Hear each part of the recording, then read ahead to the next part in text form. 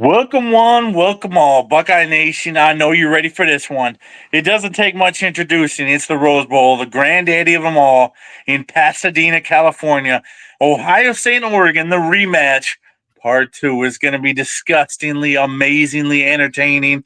I cannot wait to devour this game. I feel pretty confident going in. I don't know how you feel, Rob, but obviously we played our A-plus performance in Eugene, Oregon in the opener versus the Ducks on October 12th, not the opener, but the first match. And we only lost by 1 point, and that was not our best performance of the season. In fact, might have been last week versus Tennessee our best game. It certainly wasn't Penn State, maybe Indiana. But anyway, on to this one, the Rose Bowl, Jan 1st. Just 2 short days away, man. The college football quarterfinals. How are you feeling entering the game, Rob? Part two, the rematch. The Tennessee made me restore some faith in this team. But again, I'm going into this game with no expectations. I don't know which team is going to show up. Is it going to be the team that showed up against Tennessee, or is it going to be the team that showed up against Nebraska or Michigan, or the first time around or playing Oregon? Because they can't afford to make those same costly mistakes. The penalties, the last minute blunder that cost them the game, just the coaching. They need to play a complete game like they did against Tennessee, especially on defense. If you look at that first game against Oregon, they had 0 sacks, 0 quarterback pressures. None. Dylan Gabriel had all day to stand back and fired wide receivers like Tez Johnson or Evan Stewart, which those are first, second round wide receivers. It can't happen. I mean, I'm pretty sure he threw for over 400 yards, and they had pretty much almost 500 yards total offense. Yeah, they torched our secondary and our defense. Also got to keep what's his face? Jordan James. Yeah, Jordan James in check. He's having a phenomenal season.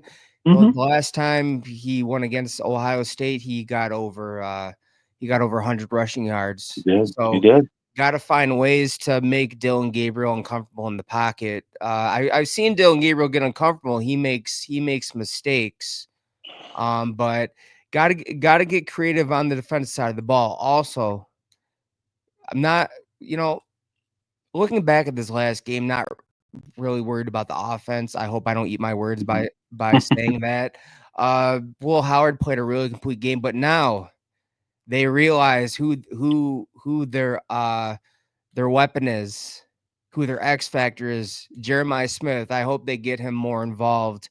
I can imagine they're going to double team him, but that's going to leave Carnell Tate, Emeka Buka. They can get Henderson and Junkins involved, but need to see a really complete game, no costly mistakes. Well, the interesting thing to me is they torched our secondary in the first contest. Denzel Burke specifically got worked for 179 yards. Dylan Gabriel had 341 yards passing. Dude, we're a defense that gives up 167 yards a game through the air. He got 200 more yards than that. Here's my perspective on that. How do we adjust? I think this time around, I think they'll be ready. Before that first game, you saw all these dink and dunk passes, no more than 15 yards, and all of a sudden they decide to air it out. Shoot. And Ohio State wasn't ready for it. Or maybe they saw something against Burke that no other teams decided to go for. You never know. But it's interesting. I'm glad you brought up the pass defense, because they haven't given up a passing touchdown since the Oregon game. Yeah. Not one. I mean, that is elite. And I forgot, they've had 22 sacks since the Oregon game. And 5 interceptions. Yep. Yeah, 5 interceptions, 22 sacks, zero passing touchdowns given up. And also their red zone defense is still elite. It kept them, I mean, it kept him in. Actually, no, it didn't keep him a lot of games. It decided a lot of games. That's what I meant Yeah, to it say.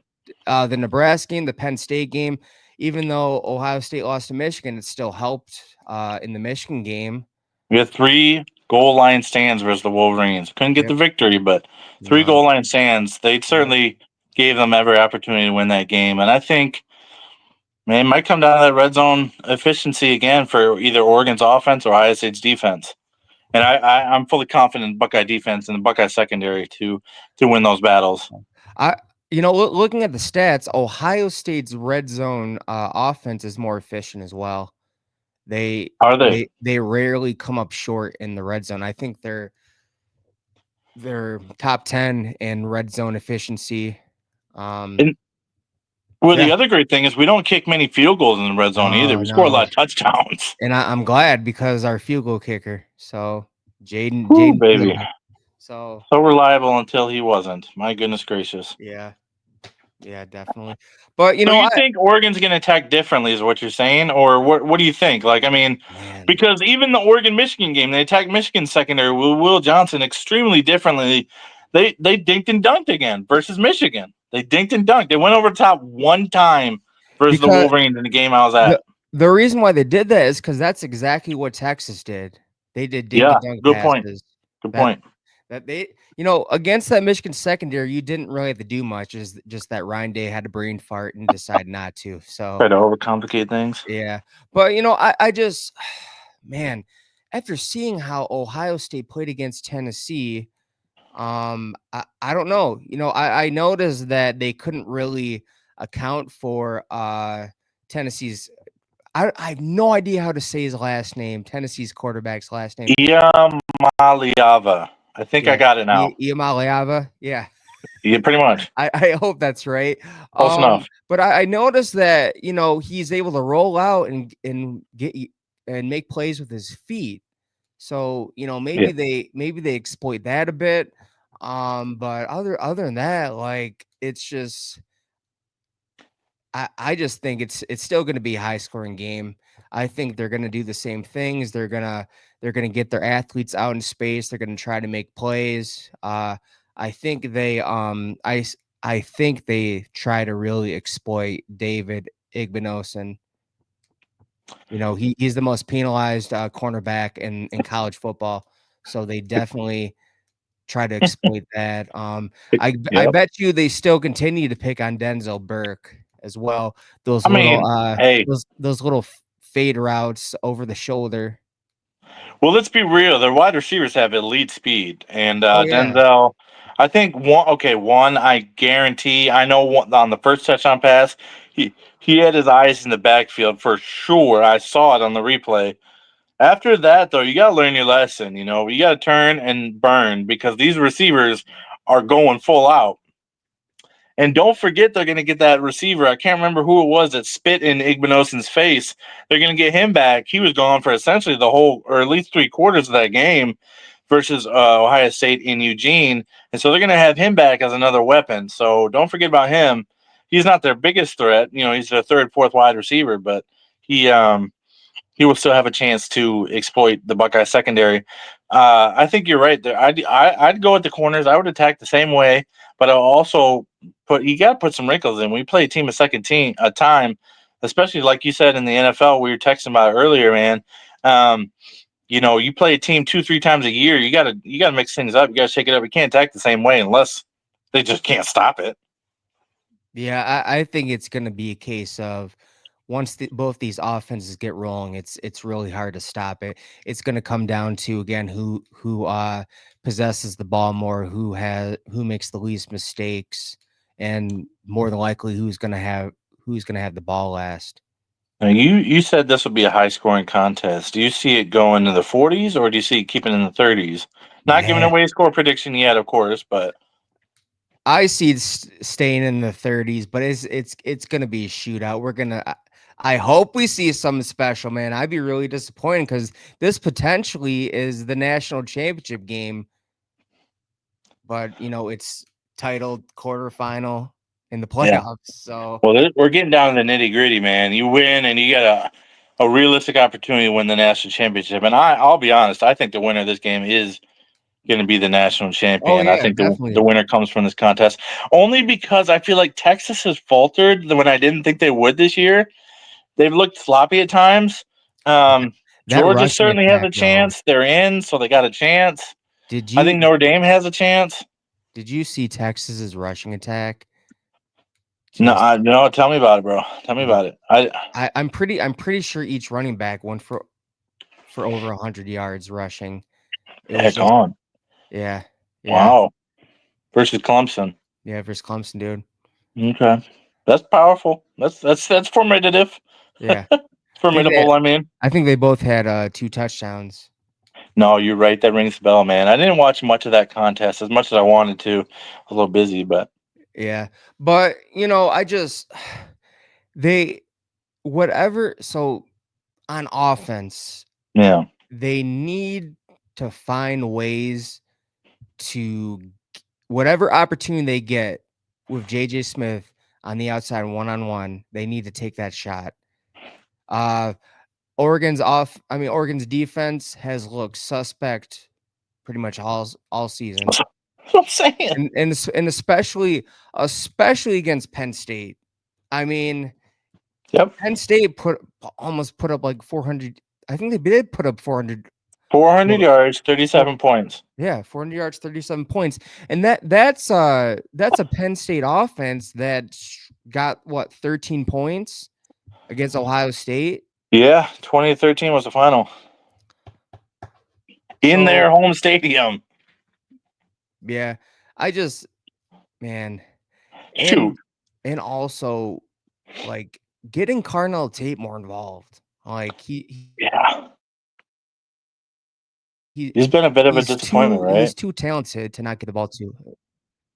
I wouldn't Yeah. say They need disappointment. to I would just say that I mean, underutilized. once yeah, underutilized. Once Abuka is gone, I think we're gonna see more production from him. Tate and Ennis, they're going to step up for sure. Obviously, with Jeremiah Smith taking the attention next season, but um, I think a healthy dose of having a balanced offense is going to be a successful formula for the Buckeyes. I think you can run on Oregon's defense with Henderson and Quinshon. I think to your point, Jeremiah Smith is a different wide receiver. He's grown up from the time he played in Oregon, his second road game. Now he's got a lot more experience in college football. The speed. He's got a lot more film to watch. He's got a lot more tape to improve on himself. I think Jeremiah Smith's going to have another Tennessee performance, another 2 touchdown performance.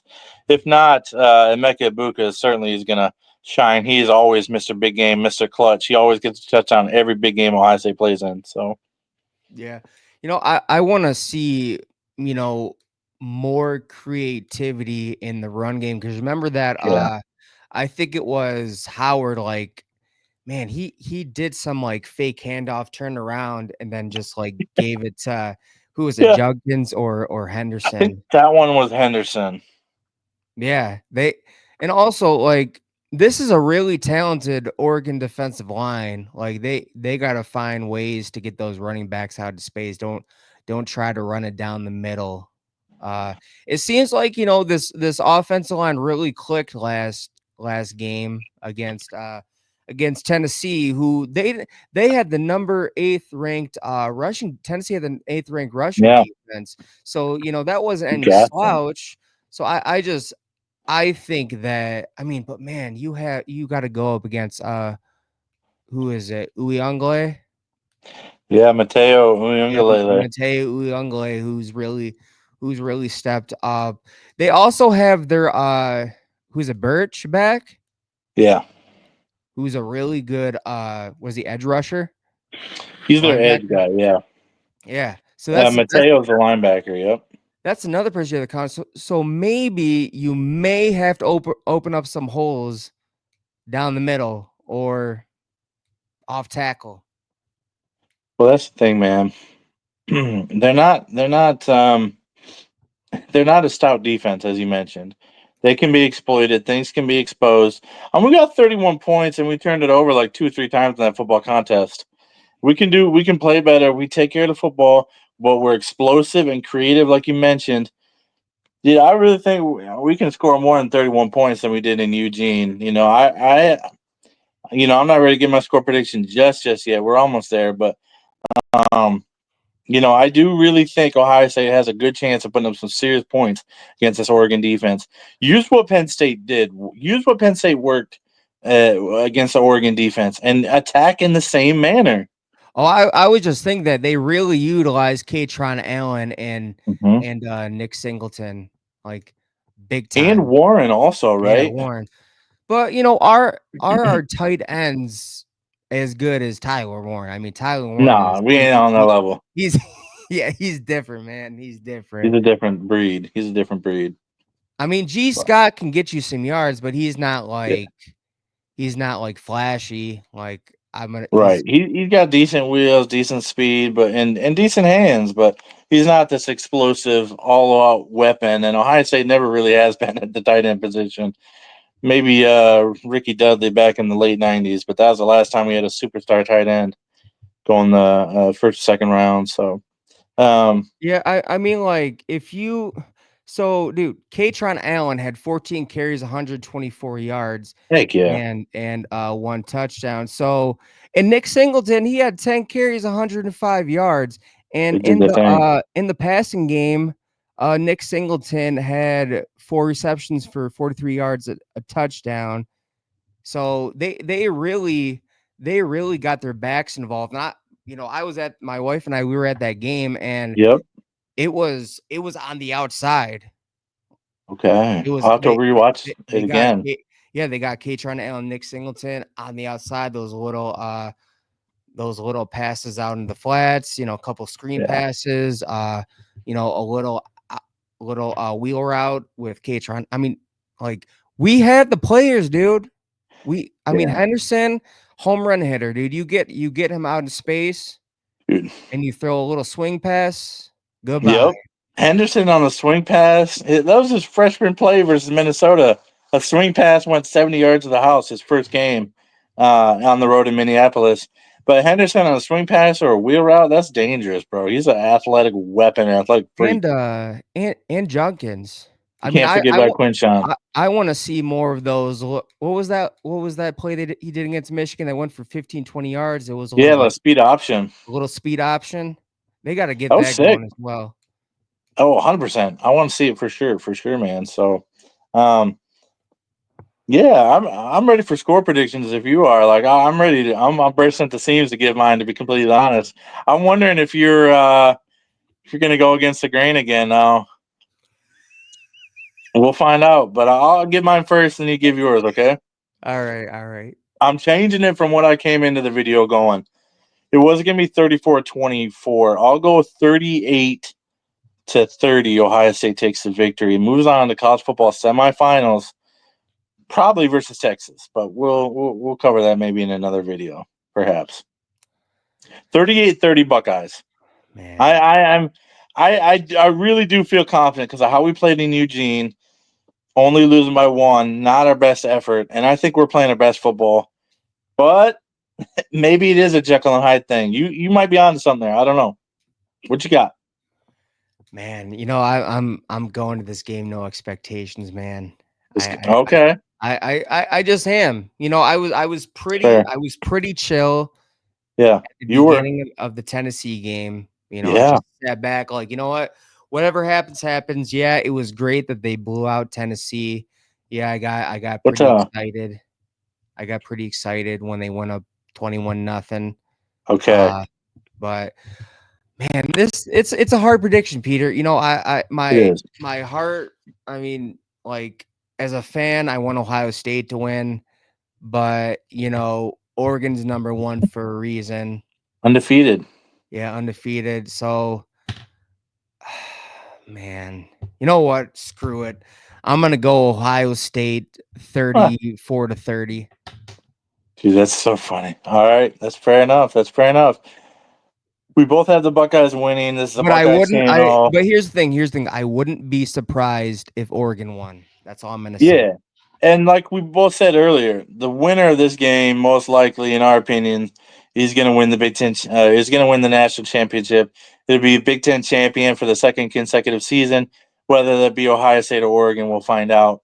Now, Georgia, I admit they do have a chance. They do have a chance, but I honestly think Notre Dame beats them. That's just my prediction. But we'll find out. We'll see You know what, how Notre Peter? Dame You know, performs. I got a little bit of pushback. You Push said back, push back, twice. push back. You said twice that they were going to lose to Texas, and they beat them twice. Yeah, they did. They did. And They did.